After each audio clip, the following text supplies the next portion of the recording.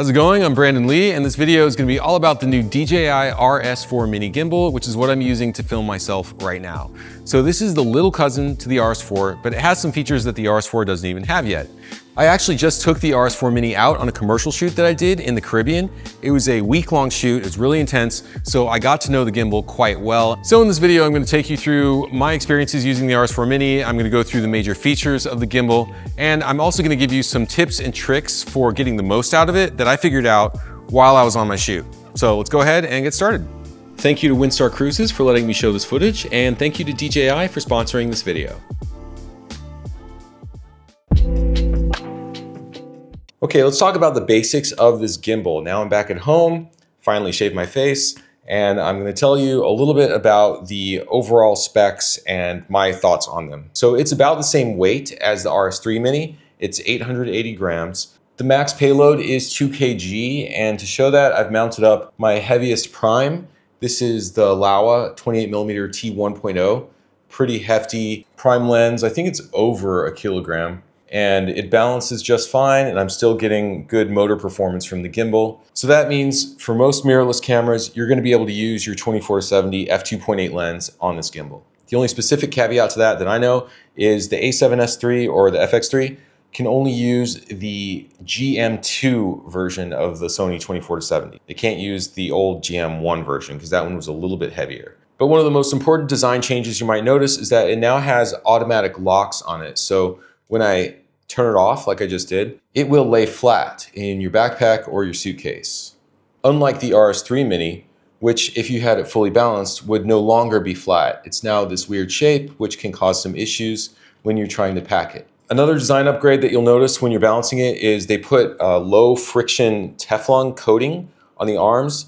So that means as you slide these arms back and forth, they'll be just a little bit smoother. It makes it just a little bit easier to balance up. The quick release plate is still my favorite for a gimbal because it has this anti-twist sort of plastic thing there that keeps the lens from twisting, and it's toolless to tighten it. It has a D-ring down there instead of requiring a hex key. And one small but really important design change that they made is there's 3 little notches on the quick release plate at the bottom right there. I don't know if you can see them. When you're putting it on the gimbal, there's that little silver pin that sort of latches it in place. And that pin is controlled by a button to release and engage it. And because you have those 3 little notches, you have 3 positions that you can engage that pin in. So if you need just a little bit more space here between the camera and this arm, you can adjust the position of the quick release plate on this base plate. The handle design is now very similar to the RS4. You've got a color touchscreen and you've got switches to switch between your modes. And if you go to the other side, there's another switch that changes the joystick function. So your joystick can either control the tilt and the pan, or it can control the digital zoom of the camera. There's a new briefcase handle design that's smaller and lighter than before, but it attaches to the gimbal the same way. You just screw it in like that, and then you've got your briefcase handle. And you'll probably notice that the color is different. It is gray, and I'm honestly not sure if this will be available in different colors, but for those who like the space gray look, yeah, you've got a different sort of aesthetic to the gimbal. Going vertical is now a little bit easier, and here's how you do it. There is a screw at the bottom here. So you unscrew it, and then you push in and remove the camera like I just did here. And then you turn the camera sideways, and there is a hole right there.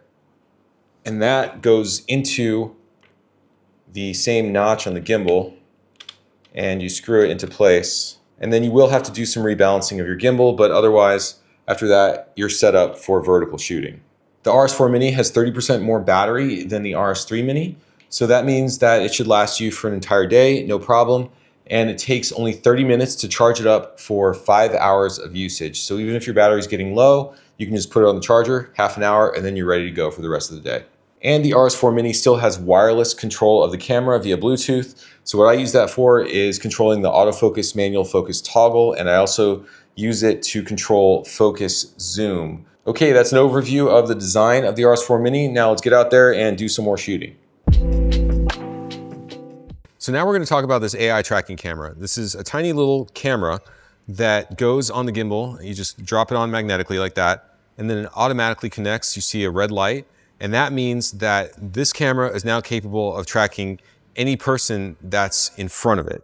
So when it's doing its tracking, it's not actually using the lens of my main camera. It's using its own lens, which means that it will work with any camera and lens combination. There's no technical compatibility required here. So we've got my subject Owen in front of me. If I wanted to track him, then all I have to do is click the trigger on the gimbal once. I see a green light, and that means it's going to track him. Okay, Owen, can I have you get up for me? And walk around. The other way to trigger the tracking on and off, if you happen to be filming yourself, is you can use gestures. So Owen, hold up one hand.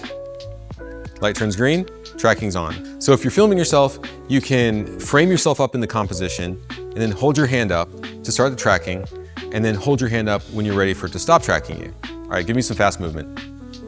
Try changing levels. So the tracking is good at different levels, it's good at different distances, facing the camera, away from the camera. It does only track people though. So if you're trying to track an object, unfortunately, it won't work yet with this tracking module.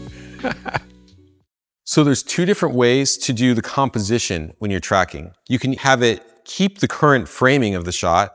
So that's what we've been using so far. The framing that I have on Owen right now, where he's in the center and toward the top of the frame, it will try to maintain that as he moves around. The other composition setting is to keep the subject centered. So right now I've intentionally framed Owen way off center. Now watch what happens when he engages the tracking. Okay, it just moved his head to the dead center of the frame. And now it will attempt to keep him in the center as he moves around.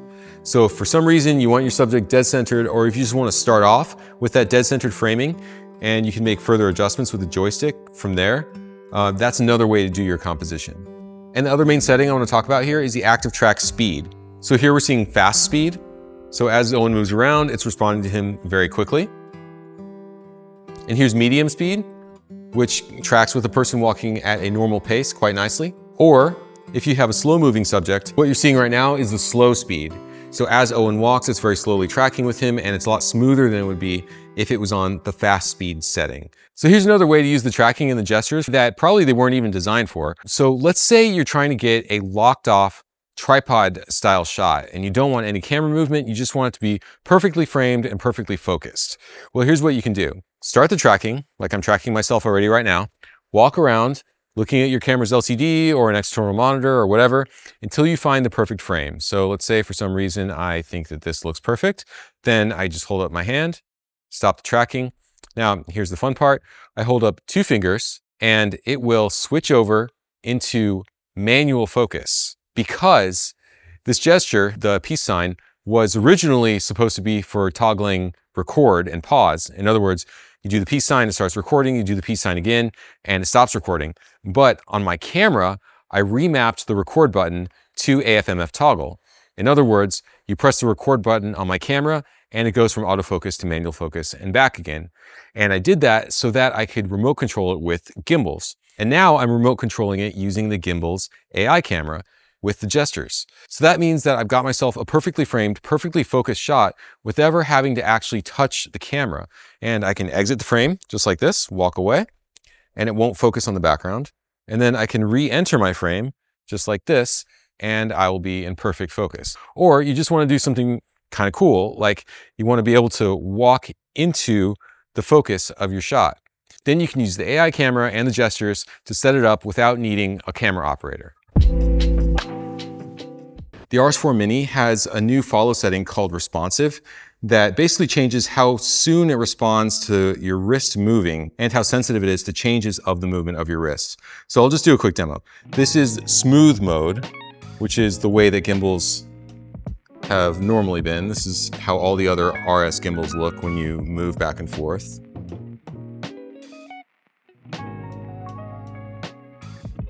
And now with the same follow speed setting, here's responsive mode.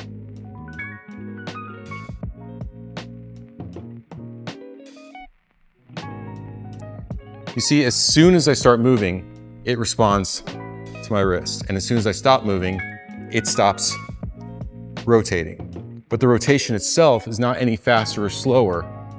The follow speed setting is exactly the same. The only thing it changed is how quickly it starts or stops moving based on the movement of my wrist. Now, the thing that has me excited about responsive is I found a way to use it to actually simulate a cinematic sort of shoulder cam handheld look with the gimbal, but not the usual jittery kind of footage that you would get when you hold a smaller mirrorless camera. So we're going up the stairs. So it's following my pan, my tilt, and my roll axis as Eric walks up the stairs. And as I follow him, we're getting sort of a handheld kind of look to the shot, but it's also smooth.